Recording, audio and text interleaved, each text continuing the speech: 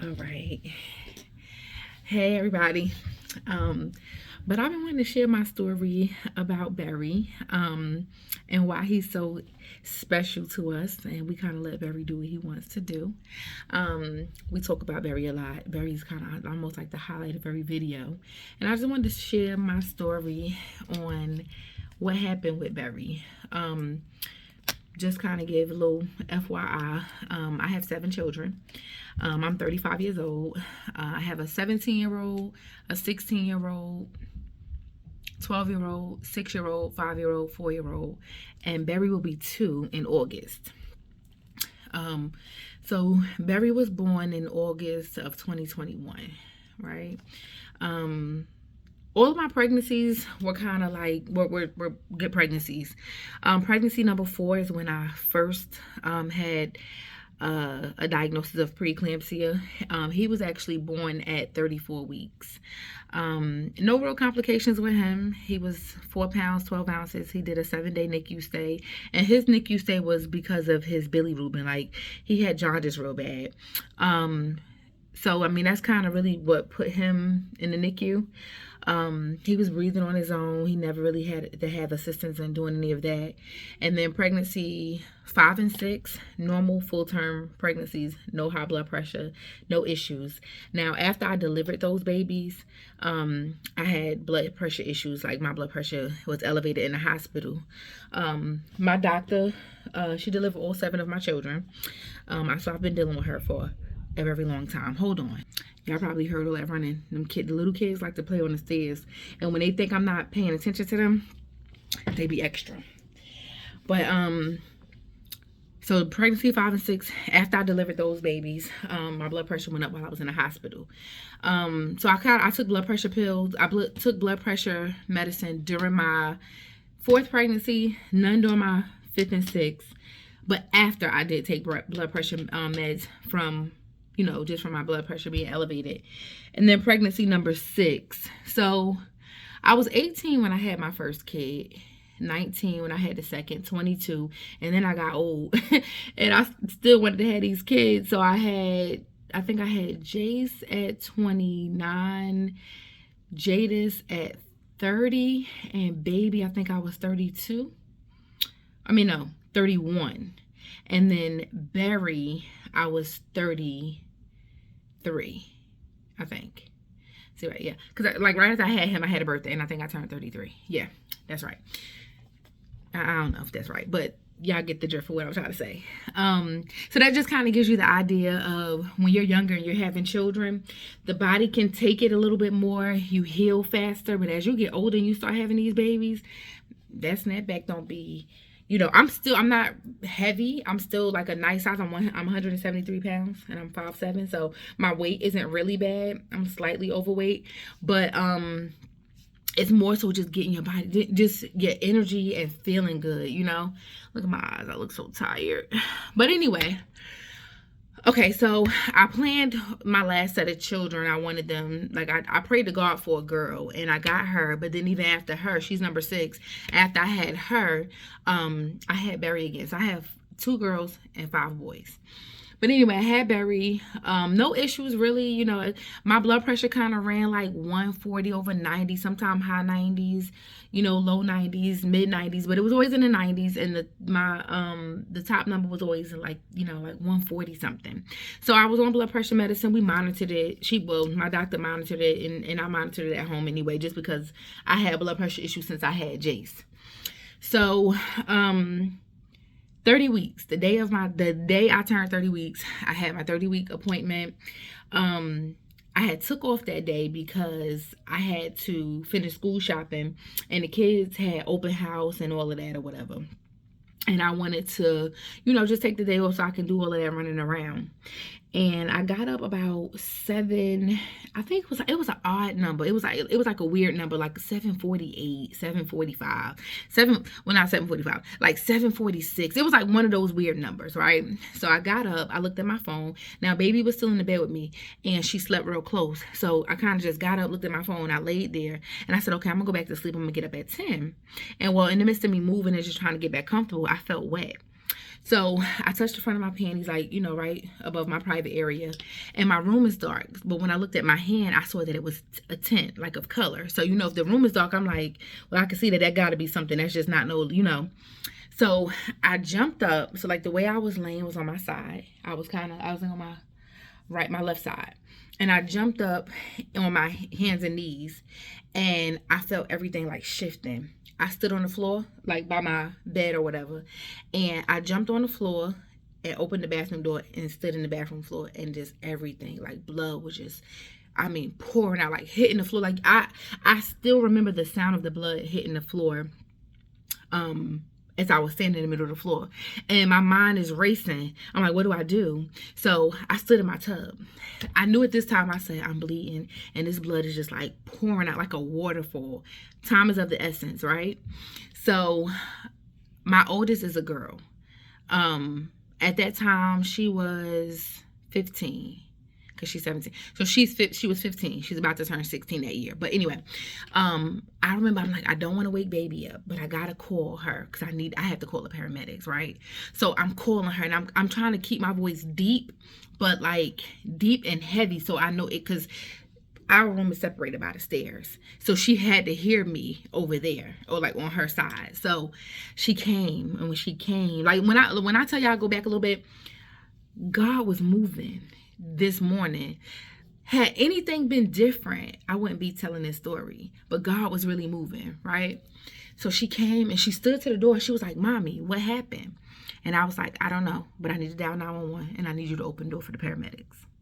I dialed 911.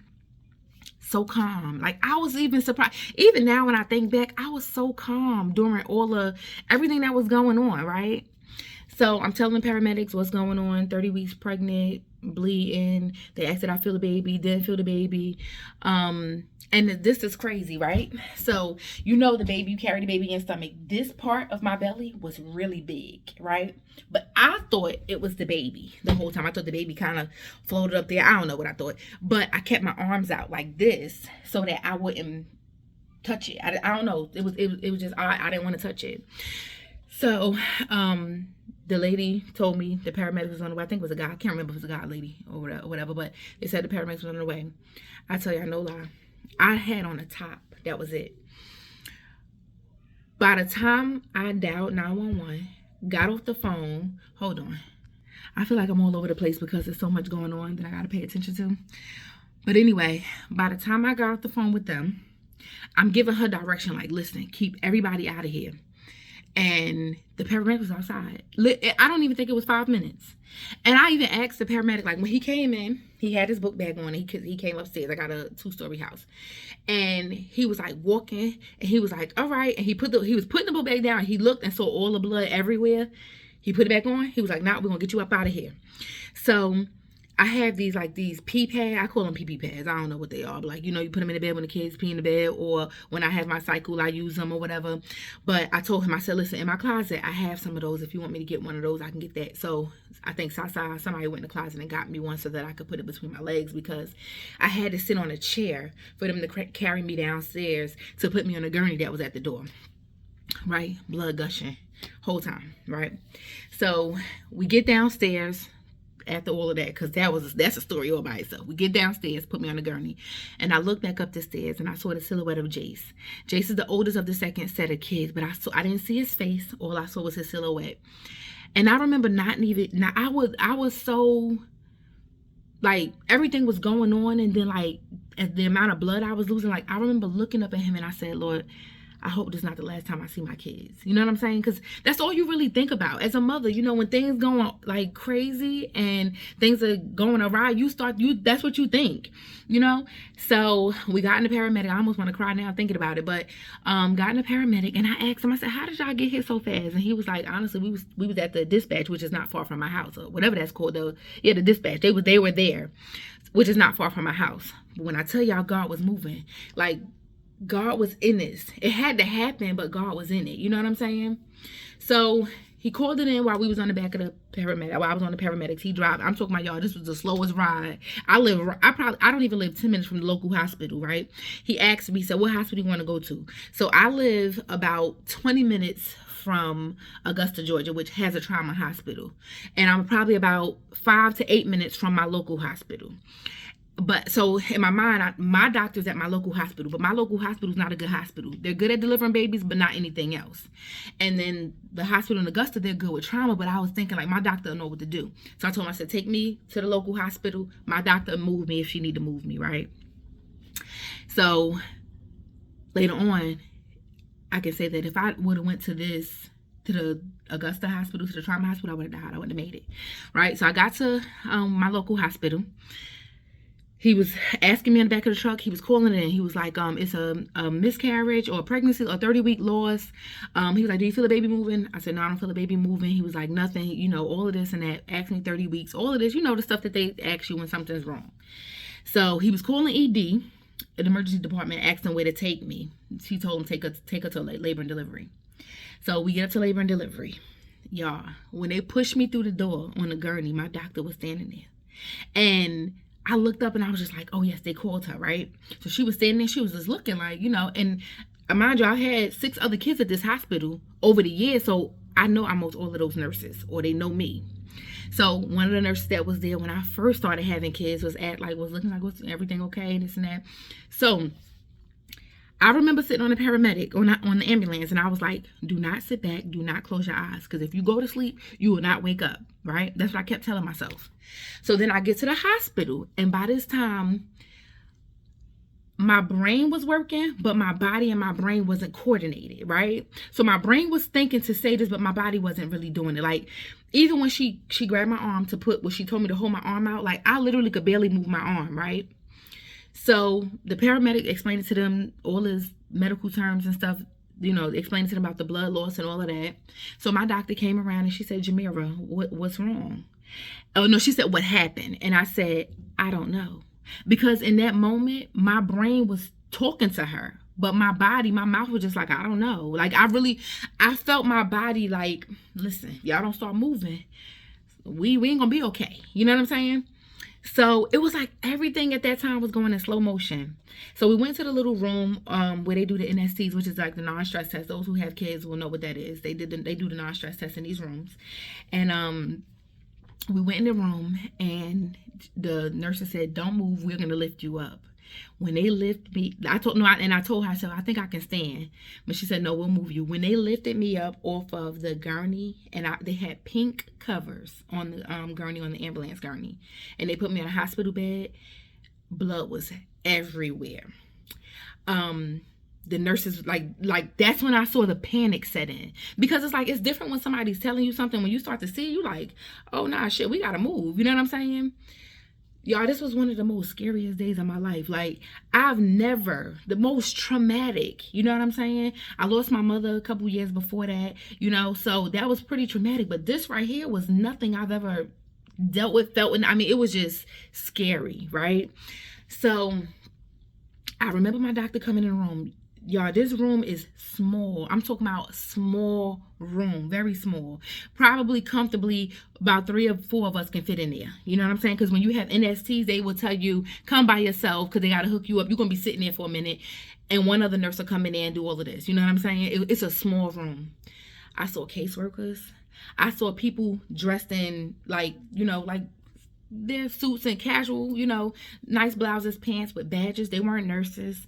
They were coming in with pads. Everybody was shooting questions. I had a nurse taking out my earrings. I had a nose ring.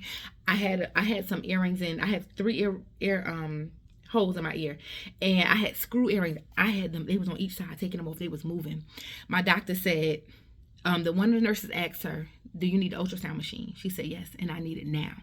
They pulled the ultrasound machine. They wheeled it in there, and it wouldn't work. She looked up, like the room stopped. She said, "Listen, I need this machine to work right now." Everybody started moving. They was in the floor trying to see what was wrong. Why I wasn't plugging in all of this. You know those monitors they put on your belly when you're going to have your baby, or when you're going in, they put on the one for the contractions and one for the movement.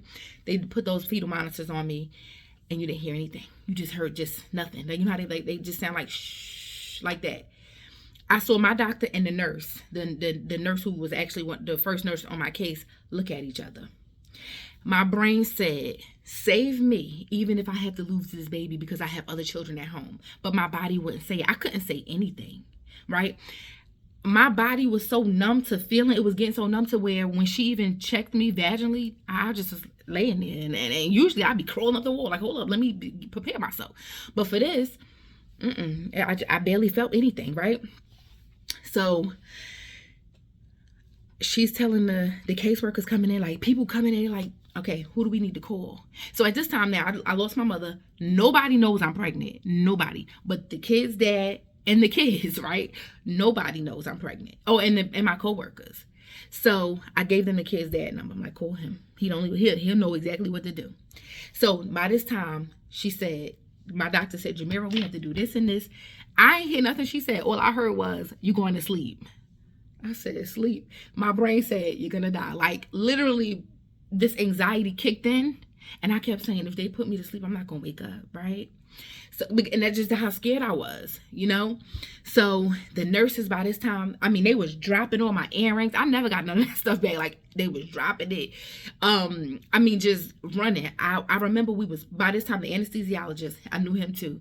He came in and he was talking so fast. By this time, they was moving the bed. This hospital that I have all my children at, my local hospital, is a dead hospital. It's not like nothing goes on there. You know what I'm saying? This was like off some Grey's Anatomy, the way they was running down the hallway. She was telling the nurse, she said, OR6 is open. Get in there, get this, da. I saw doors opening up on walls that I never saw doors opening up on before. You know what I'm saying? They was wrapping their hair, like these people was moving. And I got to the OR, and you know ORs are cold, right? And all of my children were vaginal deliveries. All of them except Berry. I got in the OR, y'all. I saw 50 people in there. It had to be 50, and it was loud. And I remember the anesthesiologist, somebody must have grabbed my arm. I didn't feel anything. I just know I saw the bed. He said, you don't move, we're going to move everything for you, right? And everything was still moving fast, right? And I'm still in my mind, save me, save me. If the baby has to go. Oh, let me go back a little bit. The ultrasound. She finally got the ultrasound to work. And remember, the fetal monitors didn't pick up anything, but the ultrasound worked. The ultrasound she had at the bottom, I mean, almost on top of my vagina, right? And she said, baby's heart rate, tat, tat, tat. She was saying it that just like that. And after that, that's when we started moving. All right, so now back to where I was. We get to the OR. Somebody must have grabbed my arm, because at this time, I couldn't even feel nothing. I'm still thinking, but my body literally is numb. I don't even feel them touching me. I don't feel nothing, right? And I heard the anesthesia. Somebody grabbed my arm. Must be to probably do my IVs and stuff. And he said, stop pulling her fucking arm. And like, I would just, he just went over. I remember that because when he had the mask on my face, he was holding my face like this. I was laying on the bed, but he had my head turned like this, and he was holding it, and he put the mask on. And I remember looking at the clock, and I said, I'm not going to sleep. He yelled out 9:07, and I woke up the next night. I woke up, I was in ICU. All I saw was this Filipino nurse and an Indian doctor. I was going crazy because remind you that I told you about this hospital, right? They kill people. At least that's what the people say. But it's not a good hospital, right? For anything other than delivering a baby. I'm on a ventilator, right? All I know is so before I actually woke all the way up, every time I wake up, every time I try to take a breath, I feel like I was like losing my breath. Something was taking my breath. So I was going back to sleep. And every time I would wake up, the nurse would say, we talked to Pierre. The baby's okay. Pierre's the children's dad. And, she talked to him, I guess, in the midst of all of me being on the ventilator and all of this, right? So finally, let's fast forward. I finally woke up, right? And I was sitting there. Now, if you've never been on a ventilator, you don't ever want to be on one. Not and be woke, okay? On this ventilator, every time you breathe, the machine is breathing. But it's heavy. It's like books sitting on your chest, and you breathing, and it's breathing. It's taking your breath. I said, and so what I had to do was train myself to how to be on this ventilator while I was woke, right? Even the nurse came over. She said, listen, you feel like that because now you're breathing on your own. She's like, we're going to get respiratory up here. We're going to get you off. So I'm like, she's like, oh, you want to write? I'm like, yes. So I wrote on the thing, where's my doctor? And I put my doctor's name. she called her right by my bed on the phone. She, they have them phones and stuff. And she said to my doctor, she's woke and she's writing letters. And my doctor said, extubate, take her off. That means she's ready. That means she's strong. So respiratory took forever. I felt like literally I couldn't swallow. Like all the slide was just falling out. When I came in, when respiratory came in, he was like, oh, I must have looked pitiful. I must have looked terrible to him, right? But he came in, and even coming off the ventilator was something. Like that's a story by itself too. Cause like he was like, hold your breath, right? So I'm holding my breath. Matter of fact, he told me to take a deep breath. I took a deep breath. He didn't say hold it. Well, this ventilator is down your throat to your lungs, so this a long pipe and stuff coming out your throat. By this time I couldn't breathe. I'm grabbing the ventilator. He's like, no, don't pull it. So that was just that was tough, right? All right, so now I wait. I'm off. I can barely talk, right? I sound like blah blah blah blah blah blah blah. Where that's how I'm talking. That's how I sound. But I gotta call my kids because I know my kids are worried. Me and my kids are like this, all of them, and especially my oldest two kids, my oldest three grew up with me, so we're close. We're bonded. Like we're really close. So I gotta call them, let them know I'm okay. It's so funny. I kind of feel like I want to cry, but I'm not gonna cry. Me and my daughter had just had a talk because this was during COVID. COVID numbers was back up where we are. And she told their dad, she was like, my mom just told me that she didn't want to be on a ventilator if something happened to her. And so their dad was like, this is a different situation. She want to be on a ventilator. She want to be on it, And I guess my daughter we were talking about COVID and stuff like that. And, we was listening to what the world was saying about these ventilators and what was going on and what they were doing to people. And, so that was that or whatever. But I called them and their dad was in the store, in the gas station getting milk for the baby. At that time, the baby was a baby and she needed some milk. I remember, now mind you, my house wasn't together. My house wasn't cleaned up. Like when I go have babies, I clean up. I make sure all my stuff is together. I make sure all the kids are together because when I come home, I want to relax and I want to be able to give direction and get up and know where everything is. But remind you, I wasn't supposed to have this baby. I had this baby August 12th. I wasn't due to October 21st. So I still, nothing was together. So he answered the phone. He saw the hospital number. He answered the phone, but he didn't expect it to be me. And as soon as he heard my voice, he went running outside to the kids. This is a funny story about perspective, right? Because he's talking to me and he knows it's me, but my daughter is sitting in the truck and all she saw was her father running, and she thought like he better not be coming to tell me something happened to my mom. But it was me on the phone. I got on the phone, talked to them, and when I tell you, that was no better feeling just to know that I made it through. God brought me through that. You know what I'm saying? And Jace was like, you sound creepy. And, it was just, it like coming off that ventilator was something, right? Now I had a cesarean. So I was cut. I don't know how to take care of no cut. Like my cut keloid. I have keloid skin. It runs in my family. And my cut keloid on one side, it keloid like in the middle and on one side, another side is kind of okay. But when I was in ICU, and I tell you, I had some of the best nurses. One guy, he was Filipino as well. And he asked me, I told him, I was like, I'm itching. And he was like, do you want me to bathe you? He was 30. So I was 33, I think. I was 33 because I think he was like 32 or something like that. It was like we were real close in age and he was married. And I told him, I was like, if you don't mind, because one thing about me, y'all, I'm not shy. I'm not embarrassed. I'm very, come over here and look at this. You know what I'm saying? So he was like, well, let me go get another nurse. And this lady came in while he bathed me. And she hugged me and she rubbed my back. And it just was the best feeling ever. This is all in the first or second. That might have been the second night. But the first night. So after I got off that first night, one of the caseworkers that was there in the beginning of everything, she came and she was like, oh my gosh, I'm so happy to see that you're up and you're talking and this and that. She said, when they took your baby out, when their baby was born, he yelled, he let out a loud scream. That's a strong baby. And I was like, oh yeah. So their dad had set up everything at the NICU and all of that. And he had already told me everything, but they were calling. I don't know how these hospitals talk, because once I was off the ventilator and I was up, the hospital was calling me. They was like, we heard you up. We wanted to tell you about your baby. He's this, and this, and that, and that, and this, and all of this, or whatever. So All right, so now I have to go back through the whole process because I'm in ICU. COVID numbers are back up. I have to have a COVID test before I leave out of ICU. But when I leave out of ICU, I have to go back through labor and delivery. If anybody knows anything about like preeclampsia help or any of those type of pregnancy sicknesses, you know, you have to have magnesium. So I was on mag for 2 days, and I had to go back to labor and delivery. I could not get out the bed. I still had all of this stuff. I was still plugged up. I had you probably can't see it, but I still have a mark here. I had a IV in my jugular vein. I had IVs in my wrist and my arm on both sides, and I had an IV here. My arms were bruised. I mean, like, I had to have 4 pints of blood. That's how much blood I lost. And when my doctor came, she walked in the room and she was just staring at me because, remind you, I've been with her since I was 17 when I first got pregnant with my oldest daughter.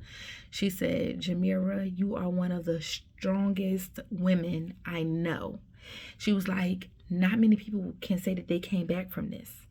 And the baby was alive, right?